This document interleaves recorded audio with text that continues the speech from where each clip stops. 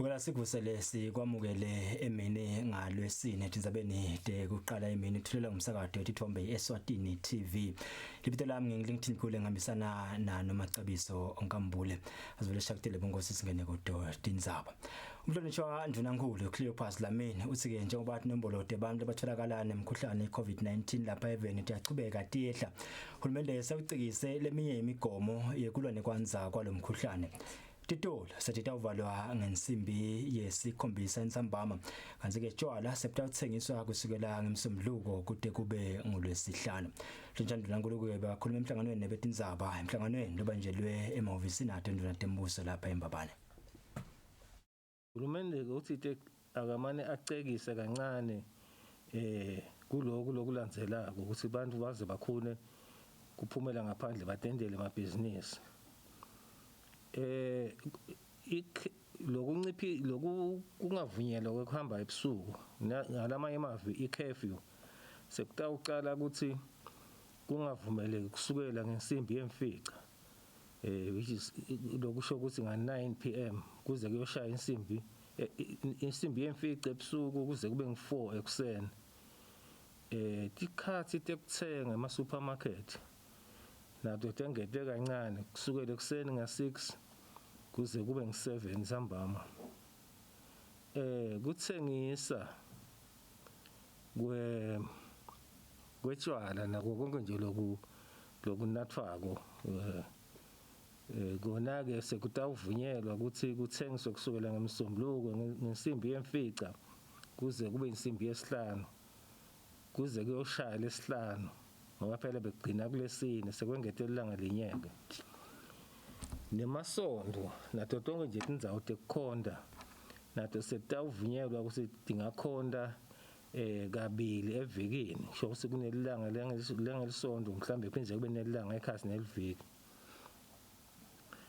Kepha imilindzelo kufukama nema-memorial service konke lokho vele solo akukavunyelwa nebekunene. Kuyacelwa-ke ukuthi bantu bayenakisise lemininingwane ngoba leyo khanza siyasebenza ngaphandle kwalama-hours labaliwe kungenteka phindze athi thole sekalahlekelwe nayi-license yakhe yokusebenza. Kanti lesikhathi sibongo sisidabuka ke wona umbiko weNduna yeTempilo mayelana nesimo samkhuhlane iCovid-19 lapha eSwatini. Indlela yesike la ngelayitolo kuhlolwa eMaswati la 1049 ahlolelwa iCovid-19 kwathi labangu 94 batholakala ukuthi banawo lo mkhuhlane. Lokwenda kuseMaswati lasana lo mkhuhlane kusukela wabheduka eSwatini athi inkulungwane lethi nge-45 nelikhulu ne-179 nesiphohlongo. eMaswati lana lo mkhuhlane kungimanje lokusikhuluma nje ayinkulungwane nelikhulu ne-52. Itolo ke kululeme eMaswati la nge-45 lokwenda eseMaswati lesakaluleme ku-Covid-19 athi inkulungwane lethi nge-42 nemakhulu lasiphohlongo ne-36. Laba sesibhedlela labalashelwa ke lo mkhuhlane balikhulu ne-20 nebantu ke labasihlanu. Bane ke bantu labashile la ngelayitolo ngenzaba ye-Covid-19. Kanti ke eMaswati lasasilima le ngenzaba yayo i-Covid eSwatini ayinkulungwane nelikhulu ne-50. Sesibuka ke indzaba yekujova abantu lesebagome ngalokuphelele bathi inkulungwane lethi likhulu nenkulungwane lethi nge-85 nebantu lababili. Kanti ke sesimeke ku 15.9% nasibuka abantu lesebagomile evenile eSwatini. Livela seSwatini selinciphiseke ukukhicitwa kwetintfuthu leti limatake lidathwa sesibhakabhakene ngaloku ngema-60 ekhulwini 60%. Lokhu ke kuvakele ngenduna yetemvelo Moses Vilakade emcimbini wekugubha ke ilanga lekugcina lidathwa liphephile lemsebenzi ubanjele lapha indasi yehotela leHappy Valley eZulwini. Ngeminyaka wa 1987 emave emhlaba sayina tibophelela ukuthi atawusukumisa tinhlelo tawuhambelana nekuvikela ludvadvasi i-Montreal Protocol on Substances that Deplete the Ozone Layer lokwalandzela kubekwa kwelisuku lekuvikela loludvadvasi njalo mhla til-16 enyangeni yeNyoni. Live ligubha lelisuku ngalesine indvuna yetekuvakasha nemvelo Moses Vilakati ithi live laseswatini selikhone kunciphisa tintfutfu letimata ludvadvasi ngalokhu ngamashumi ekhulwini 60%. Asibuke tindzaba temithi kuthi le mithi nanayo isahamba iyale ngaphandle ayihambe ngekubanza lokukahle bekathi nakasitshela induna yetempilo ukuthi leminye yale mithi yekujovela lo mahazane ifuna lebo 18 -18 -20 kuthiwe leminye -6 -8 sithi usilaba healthy bayaphila mbamba ngoba phela le mithi yonke ngabe uyayifaka nje kepha ngaloko ukuthi yakhiwe ngetindlela letitsite lokushothi lokubanza kufuna kube kulelo zinga lelifanele nangabe sekuphumile kulelo zinga kusho ukuthi leyo muntu utase uyaspoilisheka. Sibonga ke imisebenzi lesiyisebenta ne-UNDP kuthi solo saqala lo msebenzi we-Montreal Protocol livela kithi selihambe sigaba kangangoba selifike emashumini lasithupha ekhulwini 60% yekwehlisa letintuthu letingtona letisuka kulabo fridge letenda ukuthi bese tiyawulimata loludvadvasi loluledulu. Umphathi welovisi lakamhlaba lelibuke tindzaba tentutfuko Rose Sebandidira lebekamele lisekela lakhe Shaima Hussein uthi ngekuvikela ludvadvasi emava tawukhona kufeza emagoli lamane akamhlaba entutfuko lekhonsako. Due to climate change, the air conditioning industry is important globally for moderating room temperatures. Honorable Ministers, it is therefore evident that the refrigeration will increasingly play a significant role in our lives and well-being.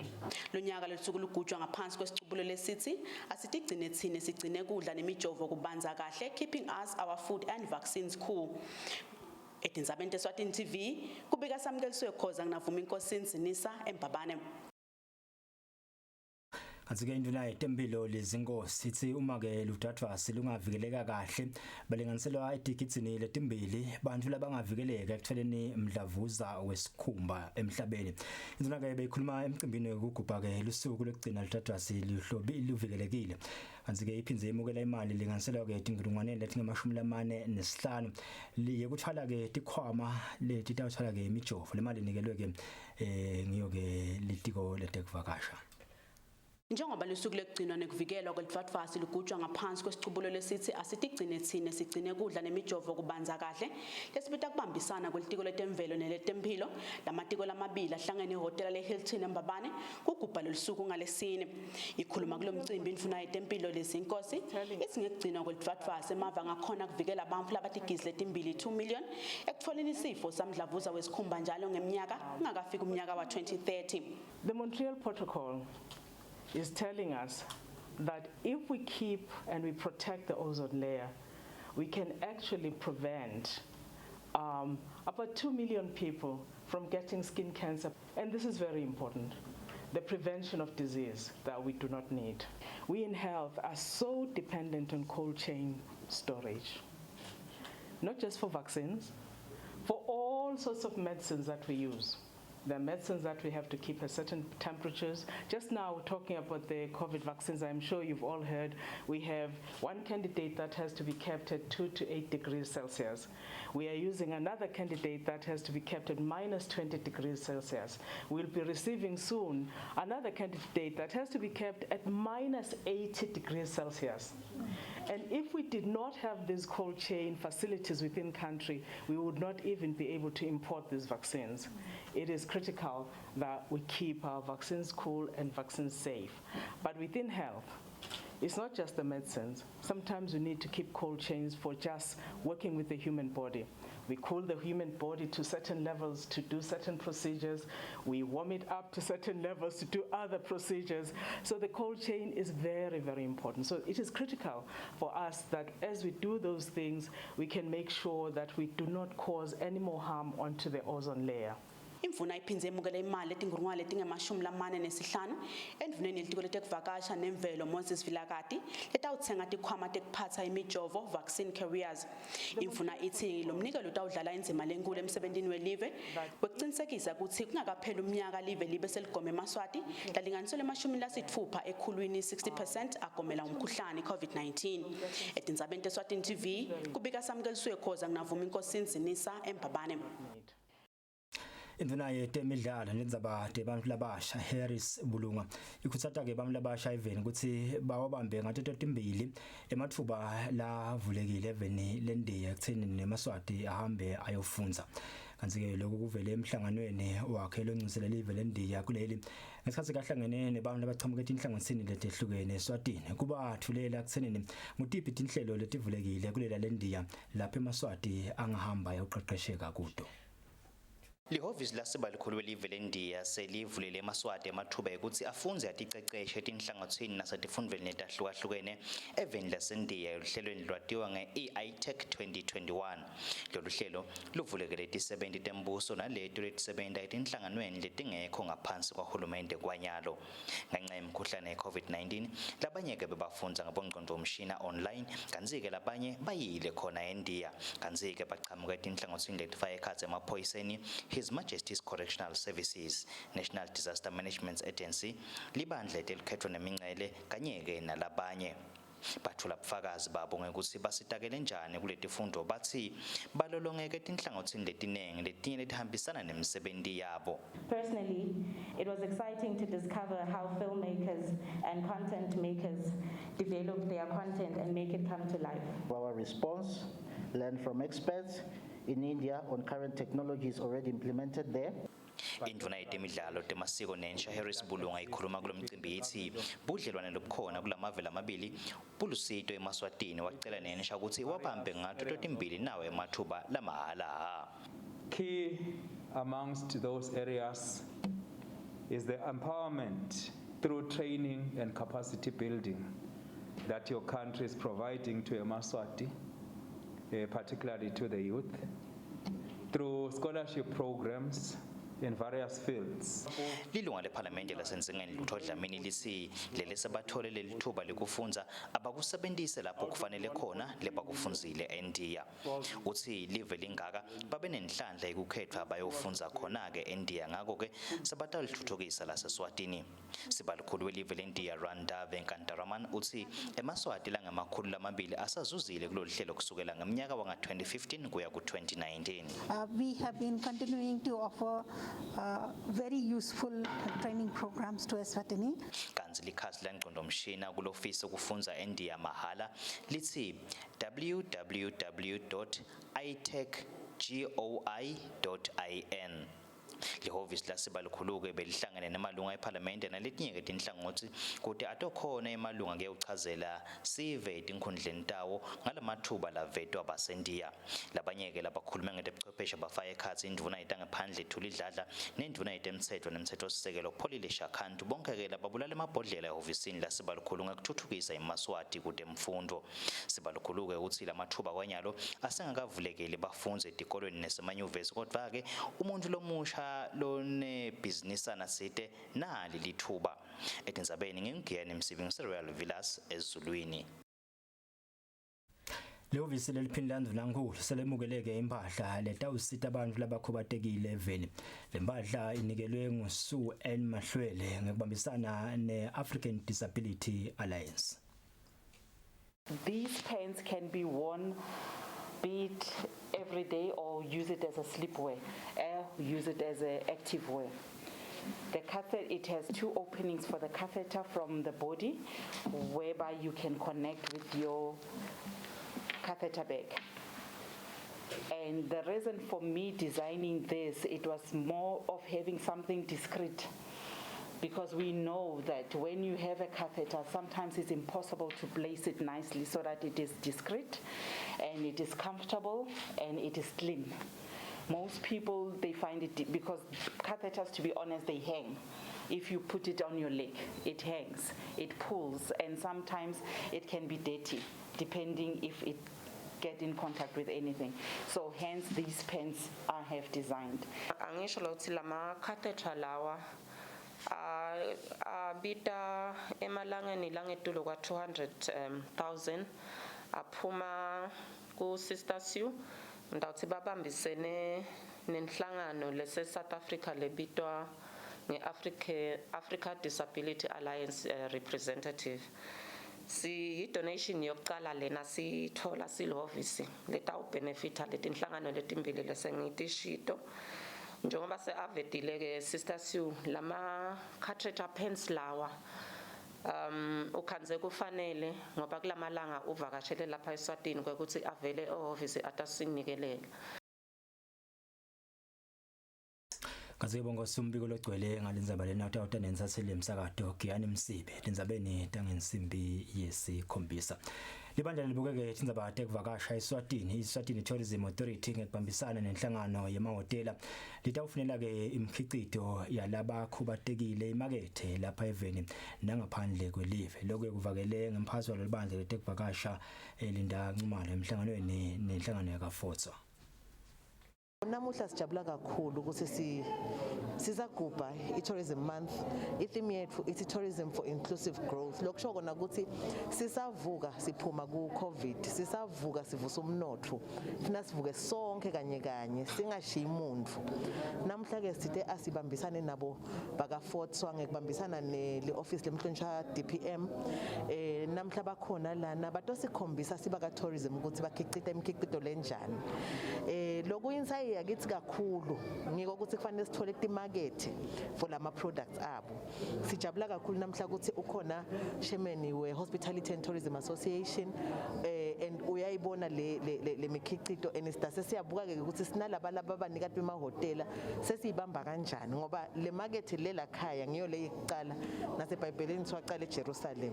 So sibonga nje lolo banjiswano lolo meaning imikhicito labayendile bente makey holder labhalwe igama leli hotela labhalwe Eswatini kuningi labakwentako nalaba ngaboni sibabonile nalaba kubateke ngatinyawo bakoloshe ngetinyawo lokho kukhulu kakhulu entivakashi takuthokodela lokho. So namhla ke sithi sitawuqinisa lobudlelwane sibasite kusibathola imarket qala ngala mahotela sitawubese ke sesiyabambisana nabo baka commerce labanayo iSME unit sibuke ukuthi sitawenda kanjani kusilabala bakhubetekile nabo imikhicito yabo ibonakale also in the other markets labangaba createla wona.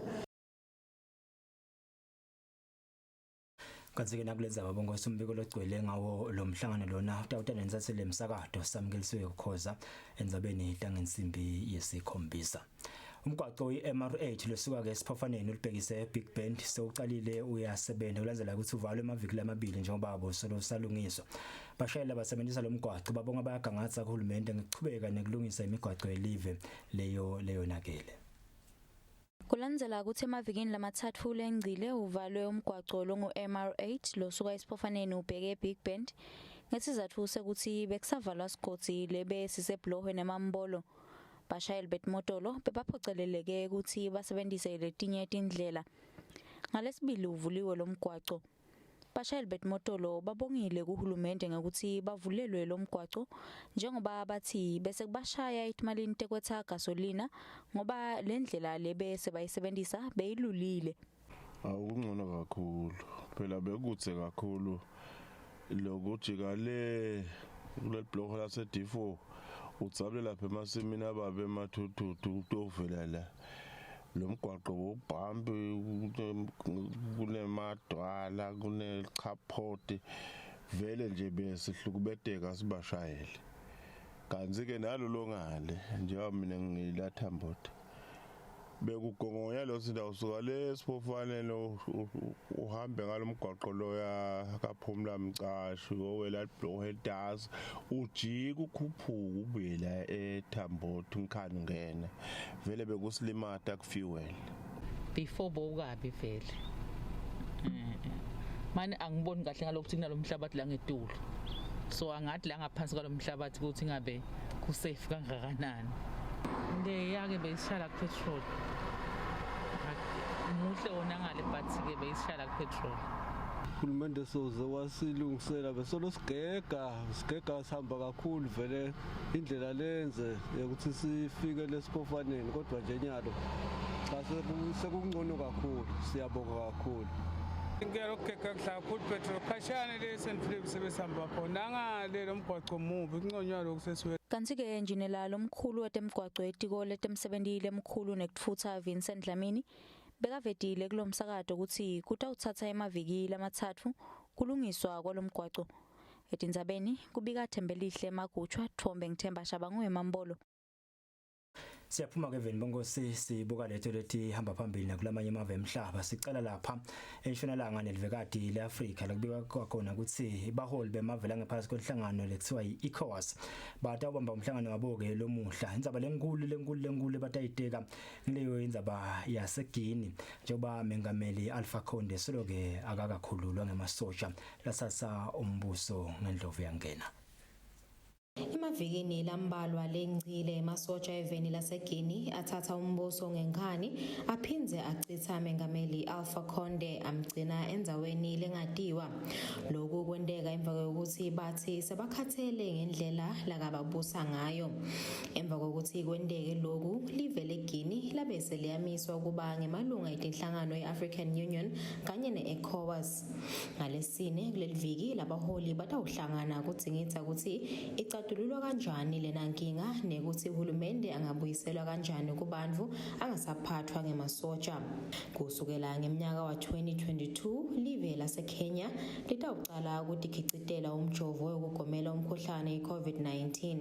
Lelive lakha indzawo lesezingeni lelifanele etawubana konke lokudzingekile kukhicita lomjovo.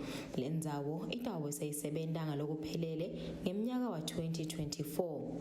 Tindzawo letikomisa bantfu eveni leKenya titawunyuka kusuka ku-800 tifike ku-3,000. Kanti letibuya eveni laseZimbabwe tindvuna tembuso eveni laseZimbabwe setincome ukuthi sisebentisa hulumende lesisolo singakagomeli umkhuhlane iCovid-19 angeke sivumeleke kuya emsebentini. Labavumelekile kulabo labagomile. Lo mthetho lona usebenziswa ngisho nakulabo labaya kuyohlala etindzaweni tekudla kanye nebazalwane. Enyangeni lengcile inyonyane yetisebenti Zimbabwe Congress of Trade Union imikise uhulumende enkantolo kukuphikisa lokhu ngesizatfu sekuthi kude umthetho lophocelela abantu ukuthi bagomele lo mkhuhlane ngisho bangafuni.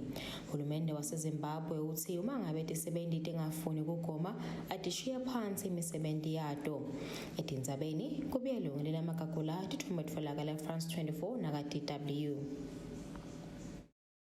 Sibuya ke emuva ekhaya kanti usovele umengemumo Themnkosi Dube tasithulela ke umbiko Timali.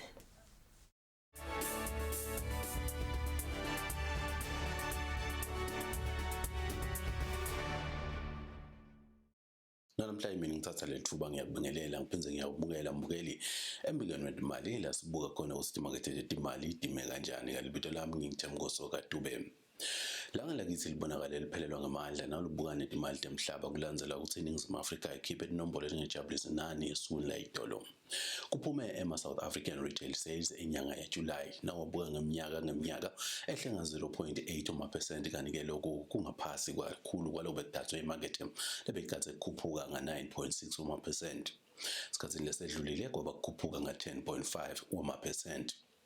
Lelanga lakithi lehlenga 1.27% edoleni lasemelika idola linye libida 14 emalangeni 48 cents kanti ke kumpondo lehlenga 1.24% impondo ubida 20 emalangeni kanye na 2 wemasenti. Euroni lehlenga 1.16% iliro libida 17 emalangeni kanye na 10 cents. Kude Afrika timali lehlenga 0.96% emalini eSebotswana lipula linye libida 1 langa na 31 cents. Kanike Mozambique and Medical kukhuphuka nga 1.29% elanganini langeni libida 4.4031 kuma Mozambique and Medicash. Kuda ngisheya timakethe lidola lasemelika libuyile emandleni nokuthi market etikathe inombolo etimcoka kusiphume esukwini lelamuhla. Kathekile kusiphume ema-core retail sales enyanga ya-August lakatheke kusehlenga 0.1% noko kwehla kwakhona kutawuba ngcono kunalokho bekukhona esikhathini lesedlulile lebe kungu-0.4%. kwenze kucacekile ukuthi kuphume inombolo debantu abafaka kuncephethela kwabedek umsebenzi kwekuqala initial jobless claims nakugcaceke sakhuphuka aye 330,000 kusuka 310 wama-1000. Nawulibuka nampondo lidola likhuphuka 0.04%, ponda ngamunye ubida 1.3825 wama-dollars asemelika. I-euro khona likhuphuka 0.11%, i-euro libida 1.1805 wama-dollars asemelika. Ama-cryptocurrencies andlondlobele Bitcoin kuphuka nga-2.47% iku-48,400 wama-dollars asemelika, kanti i-Ethereum kuphuka nga-6.87% ibida 3,639.67 wama-dollars asemelika. Kude mcebo waphasi intengo ya oil longakahlutwa ikhuphukile njengoba ithengisa ngetulu kwa-75 wama-dollars asemelika umphongolo. Lokhu kulandela kusekuphume inombolo idolo eveni lasemelika ema-crude oil inventories noma ke oil lolondolotiwe. Ema-crude oil inventories ehle netigidzi letisithupha nengxenye 6.422 wetigidzi temphongolo. Lokhu ke kungaphasi noma ke kungetulu kakhulu kwalebe kudatsi wemarket betikatse kwehla njengalokuthathu kuphela -3.544 wetigidzi temphongolo. Kanti evikini eliphelile kwaba kwehla ngo-1.529 wetigidzi temphongolo. Oil ongakahlutwa kukhuphuka ngo-1.79%, umphongolo ubida 75.54 wama-dollars asemelika. Kanti ke insimbi tehlile ligolide lehla nga-0.88%, libida 1,786.03 wama-dollars asemelika. Silver lona lehle nga-0.06%, libida 23,657 wama-dollars asemelika. Kanti-ke umdlandla wemaphepha ahulumende ekhaya eSwatini ubonakala solo umnengi. Lokubonakala ngokuthi ticelo etitfolakele emaphepheni lathengiswa ngomntsholi itolo tibe tinengi kakhulu kunemali lebeyibekiwe kwaphocelela ukuthi libhange elikhulu lilende lokubitwa ngathi i-green shoe option lokukhipha lenengi kunaleyo lebeyibekiwe. Seyonke imali beyithengiswa itolo tigidzi ngama-80 temalangeni. Ephepheni letinyanga letintsatfu bekuthengiswa tigidzi ngama-30 temalangeni, kanti-ke ticelo tibe tinengi libhange lakhipha tigidzi ngama-60 temalangeni, kwase kuthi intalo lelinganisiwe kwaba ngu-4.526 wama-percent. Ephepheni letinyanga letimfika bekuthengiswa tigidzi ngama-50 temalangeni, ticelo letitfolakele tiphindze kathathu lemali lebeyibekiwe, kusho ukuthi tibe 150 tetigidzi temalangeni, noko libhange likhiphe 100 letigidzi temalangeni. Intalo elinganisiwe kube ngu-5.501 wama-percent.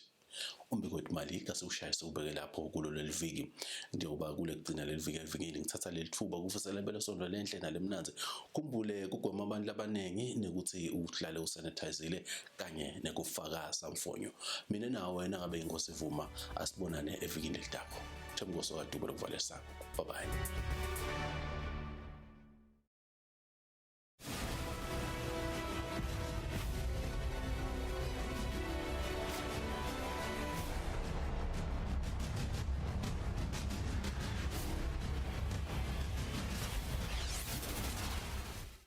Sibakhulu lapha kuDube bongosi ngembiko wetimali singena ke manje Tindzabeni temidlalo. Thando Bhembe longumdlali ke welibhola lemphebetho lo ngephasi kweminyaka leli-18 ngasevule wacalileke emalungiselelo akhe emidlalo ulothe kubanjelwa evenile eNingizimu Afrika eMpumalanga emidlalo wetennis enyangeni letaho. Kanti ke uthi lela imidlalo yakhe eqala yangephandle kusukela alimala ngeminyaka wa-2019. Thando Bhembe loneminyaka lengu-16 wagcina kumelela live emidlalweni yangaphandle ngeminyaka wa-2019 eMiddelburg eNingizimu Afrika. Ngemva kwaloko Bhembe walimala umgogodla lokwente ukuthi angasakhoni kumelela live ngemva kwaloko. Kwanyalo Bhembe sewucala ukutilolonga lapho khona umsebenzi wakhe wekuqala ngaphandle kwelive utawubanjelwa eveni laseNingizimu Afrika eMpumalanga lapho atawungenela indzebe yeMpumalanga Highfield Tennis Tournament. Tournament yami iqala this year since ngagcina 2019 in South Africa. Yeah, and ngiyalong preparation for yona. No, injury sengcono and senginesikhathi ngibele ejimini, so level yami seyiphindze ibuyele. Yeah, so I think I'm ready for it. Target yami is just to play my best and everything in Jima, because I've been struggling with that in the past, and hopefully since Nanjima I play perfectly, it will get me somewhere later tournament. Le midlalo itawuqala kusukela mhla ka-15 kuze kube mhla ka-17 kule nyanga letako. Lo bekela umsakade Eswatini TV temidlalo ngilinda Dlamini ana Fabrice Msonera eMbabane. Osikale temidlalo sitibamba lapha Tindzaba lomhla Emini. Tindzaba Emini bongosi ayibengilenhle. Tikhona ke Tindzaba ngensimbi yesikhombisa khona lomhla eNzambama. Nisale kahle kwalomuhla.